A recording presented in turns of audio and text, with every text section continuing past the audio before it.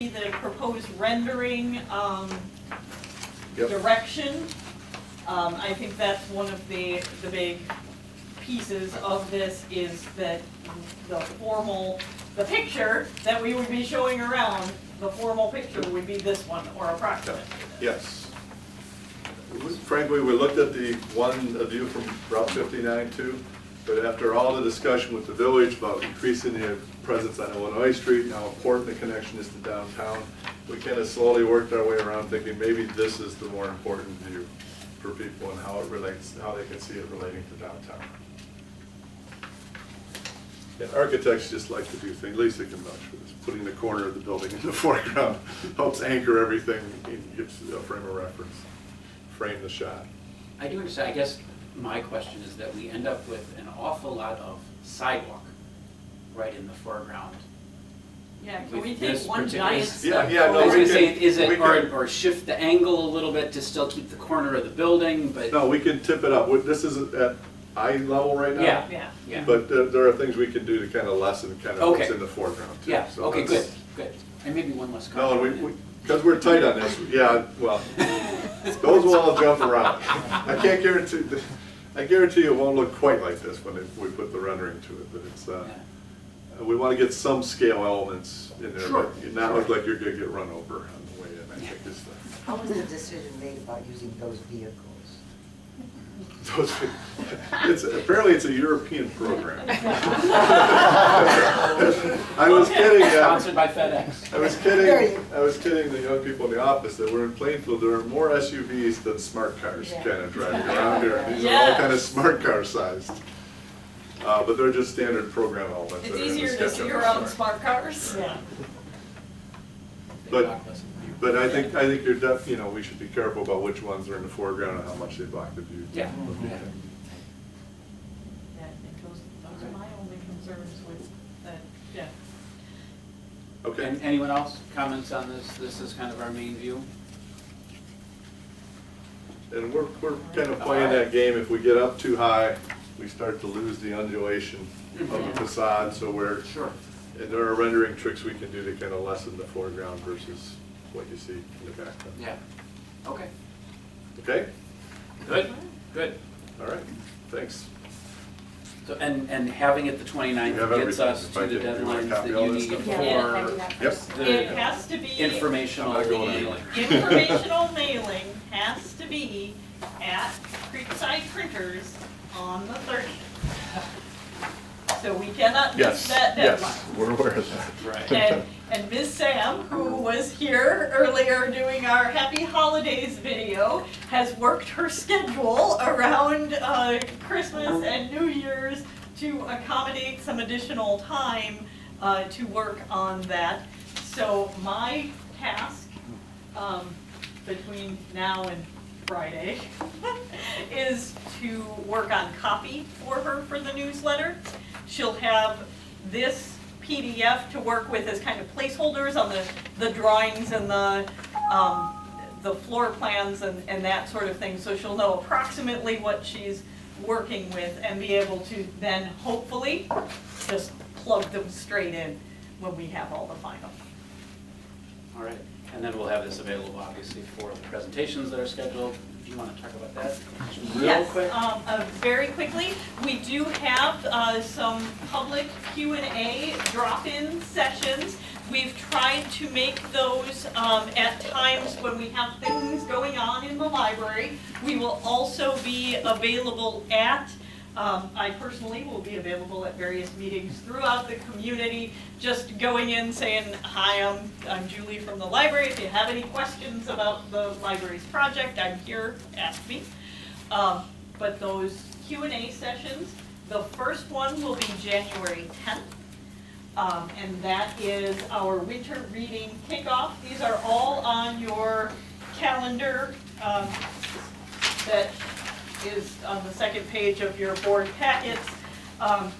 So January 10th from 1 to 5, I'll be in the lower level lobby area, and it's winter reading registration in the large meeting room that day, same time. And then on January 11th, I will be 4:30 to 7 In the lower level lobby, we have a couple of larger programs going on that day. And so that's kind of that in-between period right before they start, hopefully catch people on their way in. I will also be attending the Chat with the Chiefs on the 27th of January, and then I will have another drop-in on February 4th from 6 to 9 p.m. and February 6th from 10:30 a.m. to 2:30 p.m. That is our volunteer fair from 11 to 2. So that's that is a drop-in program. We have over 24 agencies that are always looking for volunteers who come in, and that draws several hundred people every year. So it's a prime opportunity to answer questions for people on their way in. And I will also be attending Coffee with the Superintendent that morning. And then on February 14th from 1 to 5, that afternoon is our winter reading finale program. That's Chris McBrien's Very Merry Valentine's Day show that starts at 2 o'clock. So that usually draws quite a few people. So we figured that was another good one to have. In addition, the first weekend in March, the first Saturday in March, the 5th, will be our Star Wars Day here at the library. We're doing that from 9 to noon, and so I will also be here at that time. Not necessarily, we haven't actually advertised that one as a public Q&A drop-in, but I will be here. So that will be one where there will be opportunities for people to ask questions again. You need 4 members there?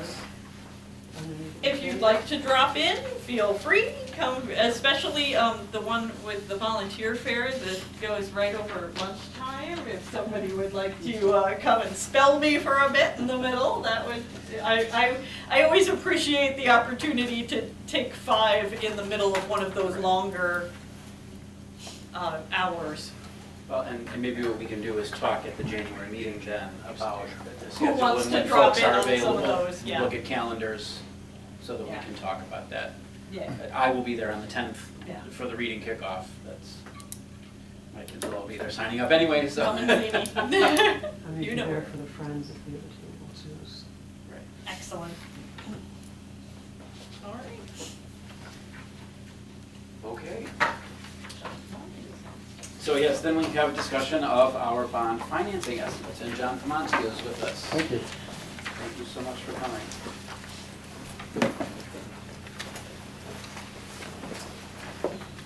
Sorry, I don't have an electronic presentation.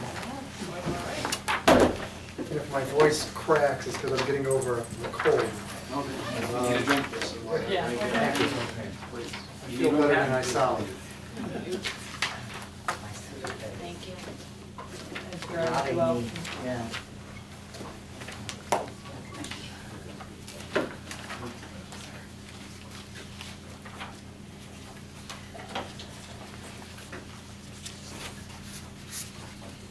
Thank you. Tom, should I just pour you one on at the tap? Come on. Just in case. Exactly.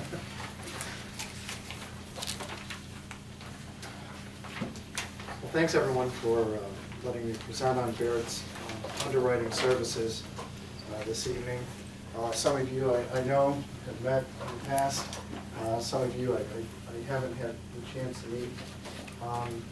And I just wanted to go over, I put in a couple things in this presentation regarding Baird and a little bit of background about my firm. We started the table of contents. I'll talk about an intro to Baird, then we'll talk about timeline and responsibility schedule for the underwriting of these bonds. I brought some updated detailed structuring numbers for us to talk about, especially given today was a very active day, let's say, in the financial markets with the Federal Reserve increasing rates, first time in 9 years, wasn't it? Yeah, it's been a while. amazing. And we'll talk a little bit about the marketing and distribution capabilities, given our history with the city, so our long history here. In tab 1, Robert W. Baird is one of the oldest financial services firms in the United States. We've been around since 1919. Nearly 100 offices in 31 states, Europe and Asia. Very strong balance sheet relative to some of our peers. I attribute that to the fourth bullet point there, in that we are employee-owned.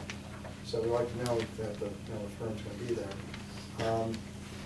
During the credit crisis, we actually used that time period to build a firm, so we've been very active in adding people.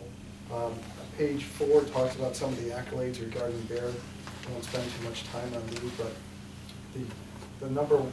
we are the #1 underwriter in the United States. I think that's the one to focus on there. Even 12th national in Paramount, we're #1 in a number of issues. So that tends to, we work more with districts and small municipalities. That's our bread and butter.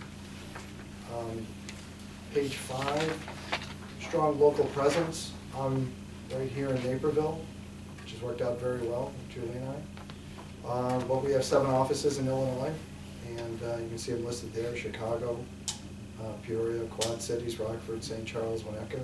If you're ever in Chicago, want to take a tour of our sales and trading operations down there, it's pretty impressive.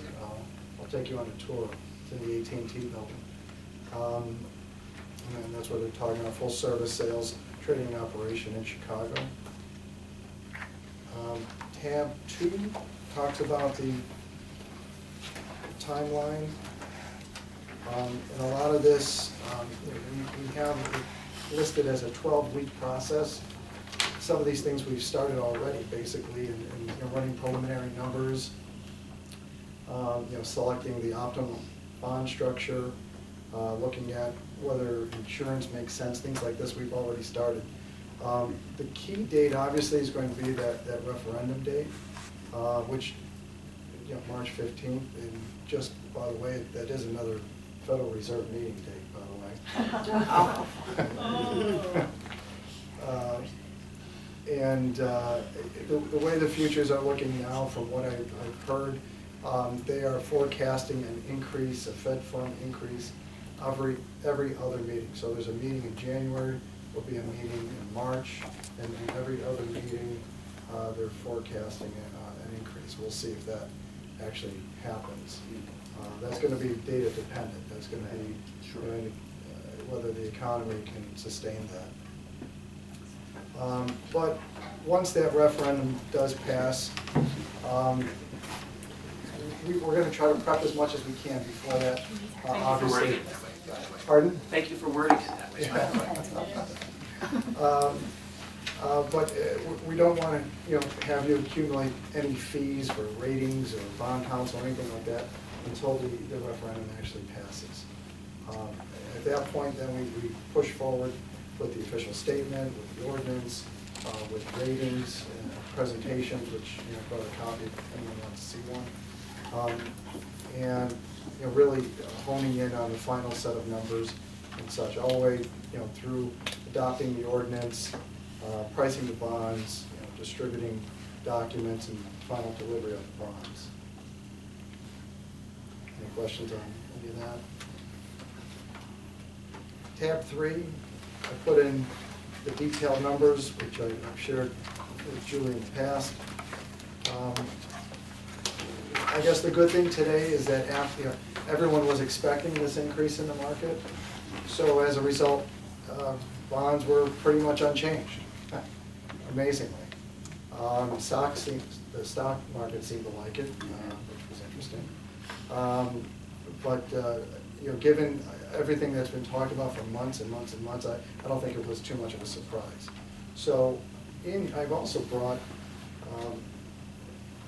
a sheet here on the Fed funds futures and expected rates going forward. I'll pass this out real quick. So Baird participates with 85 other firms in compiling economic forecasting data. I like to say that and $3 will get you a cup of coffee, but for what it's worth, you can see the forecasts on Wall Street as it stands now. And the columns I'm looking at are the first box, the first one in the upper left here. It's the Fed funds lower bound and the Fed funds higher bound. That's the short-term rates. And then the 10-year note, those rates. And you know, we're looking at where they're at in the fourth quarter 15 versus first quarter of 2016. Not too much of a difference, but potentially a slight increase. That's what we're looking at now. So for whatever it's worth. Is that the result of today's? Yeah, and Because it looks like it's a quarter. I mean, this was, if you look at the date, they had this out December 11th. But they were expecting. But they were on the But they quarter were of April. expecting that Yeah. 1/4%. They said going up 1/4% each time. It's Well, going gradually. But- Right, but they're forecasting with the futures, based on what the futures look like every other meeting. Right. So then they would expect it in March. March 15th is the next Quarter. one, right? Oh, right. Would be the next meeting. No, February. The January, well, based on what the futures are looking like. Now, the short-term rates may not affect the long-term rates that much anyhow. It's more of what their, what the comments are after, you know, the Fed fund meeting. So looking at the minutes, things like that, that will probably impact the longer-term rates more anyhow. But given that, going back to, you know, the structuring numbers, that's where we're at now, for the, you know, deposit into the project fund of the 39 million.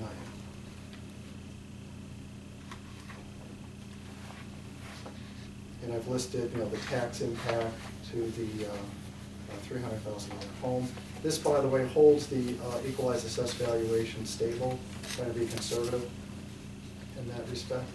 Right, so if that were to go up, then the individual impact would go down. Correct. Yes. And historically, that was the case last time we did this. Absolutely. With the bonds on this building, they actually started at 0.16 and odd change, and by the end of the 20-year bond, they were 0.0094. Because what they do is it backs out a tax rate because you're looking to produce a specific dollar amount on the bond. So the value of property as it goes up, you're spreading that payment out over more value. So if that was a vacant lot when we built the building and we had 5 houses and we spread it over the 5 houses and the 1 vacant lot, when that becomes a house too, then we're spreading the dollars over the 6 houses. So I'm just gonna push ahead then into tab 4. And some of the marketing and distribution capabilities that we will utilize for your bonds. Again, on page 11, Baird is the, you know, the top-ranked public finance, among the top-ranked public finance firms in the United States. And I put in here some of the statistics regarding, you know, issuance back in 2014. Issues 50 million or less. You can see Baird is very highly ranked there. The page 12, excuse me, is a sample sales memorandum, just a sample. But once we're ready to go to market, once the referendum passes, so about 2 weeks before the actual pricing date, we will put out this sales memorandum to our institutional and retail sales force. It'll list all the details. We'll also have a copy of any rating presentations, reports from the rating agencies. They'll have a preliminary official statement, and they'll start calling retail investors and institutional investors. But this is kind of what the sales memorandum looks like. And this will be about 2 weeks before pricing date. And our sales force will be soliciting feedback from them at that point regarding things like couponing and maturities and where there's interest and what maturities, things like that. We can, adjust the issue based on demand, if need be, to produce the best and lowest yield to your district. Page 13, I put in some of the people that we work with in the state of Illinois. Please don't hold any of these against me, but we do work with the state of Illinois. And then on page 14, I put in the village of Plainfield and some of the great work we've done there. It was important for me to put this in here because we've worked with them now for 15 transactions. So our sales force are very familiar with Plainfield and selling Plainfield bonds. I think that's going to be critical. They're going to go back to customers we've called on in the past and that have bought bonds, and we'll be calling on new people. We'll be calling on, like I said, the retail folks, the mom and pops, and also trying to sell these bonds for you. And then on page 15, 16, talk about some of the libraries we've dealt with in the past. I won't spend too much time on that. But any questions so far?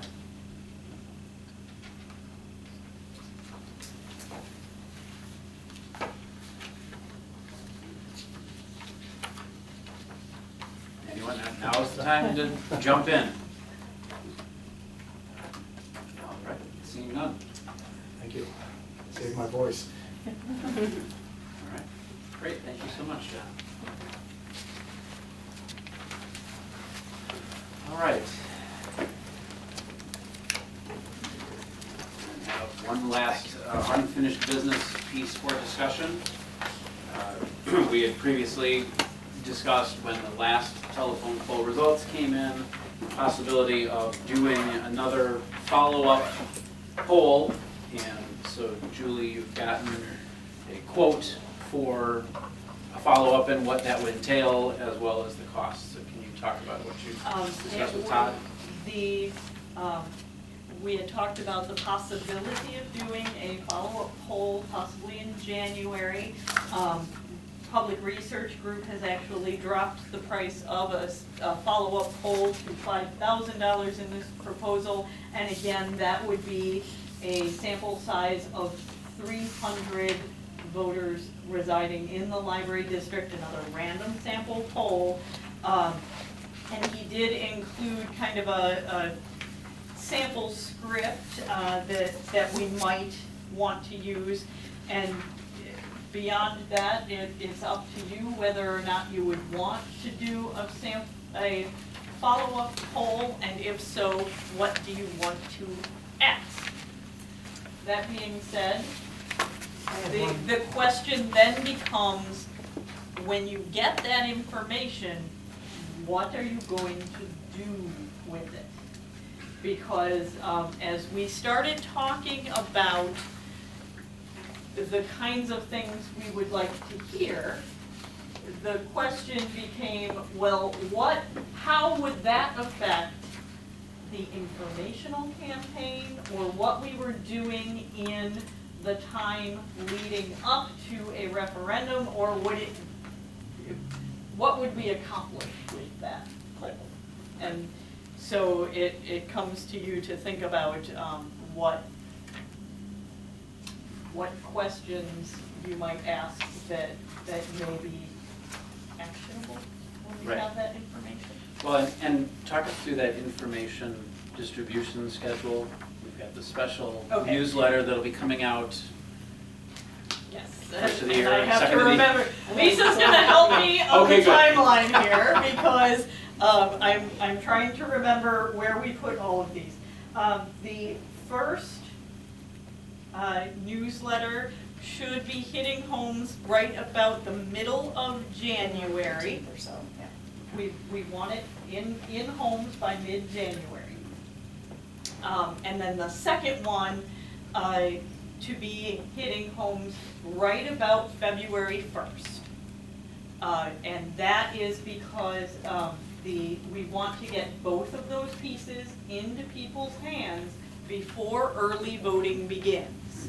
And early voting begins February 4th or 6th, no, it's early, it's 4th or 6th or something. So that's one of the reasons that we're kind of on an accelerated timeline for this. For early voting.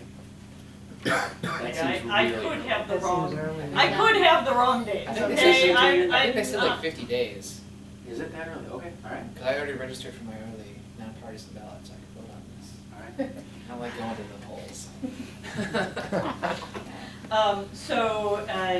The idea is to get those in the hands of Right. everyone prior to early voting. The first special edition newsletter will be kind of an overview of the whole project, and then the second one will be more of an FAQ style. That's what we anticipate. That's what Sam has been working on preliminarily. Thank goodness for her talents as a graphic designer for us to Right. make sure they're all pretty. So the production schedule on those then, 40 days. Yeah. 40, yeah. So to the production. put those together takes, Yes. And Couple weeks. Right. from the time that it's completed on our side and it goes off to the printer and then to the mailing house and then to the post office, that's 3 weeks. okay, So we need one in the hands of the printer by the 30th and the other one is in the hands of the printer by the by like the 15th of January, somewhere in there. and I guess I'm asking because it's not like we could see the results from the first one in order to change anything in the second one. It's all going to be pre-planned. Yes. And if for those of you who have been on the building and expansion planning website, we've already made some big updates recently. We have added that FAQ page to the building and expansion page.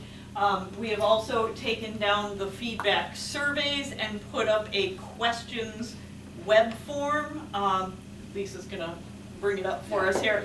And that questions form, we anticipate as people send in questions that they have, will help us add to the FAQ.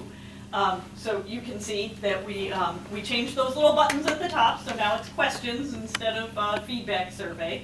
And then the FAQ goes to this lovely FAQ that has the targets on it that will take you back up. So you just click on your question, it takes you to the answer, and then you can hit your return to the top or scroll through them all. There are a lot of them, and we anticipate there being more. So if you hear questions out in the community, do share those with me. I got one actually today at the 5K luncheon. Someone just shared that they've been sharing the video around, which is also there on the webpage, our first video. And the one question that they had received in response was, well, is that exactly what it's going to look like when they build it, about the exterior elevations? And the answer is no. It will not be exactly that, and it won't be exactly even the rendering that Eric will work so hard to get done before Christmas won't be exactly what it's going to be when it's built. It's generally this. Right. But we will still go through the full design process hand in hand with the Village of Plainfield and with our community's input. So until it's built, it is not set in stone. So, where else was I going with that? Whether or not to take it. So to go back to the poll then. Oh, and actually, if Lisa, if you'll scroll down, it goes through kind of all of the iterations. So each one of those pictures was taken from the presentation that it's talking about in that paragraph. Going backwards through. Yes, and it's backwards through time. So if you go to the bottom of the building and expansion page, you start with a general background statement, and then it takes you, as you go up the list, through every step of the way. And one of our members of the public commenting on one of our news articles actually pointed out that I had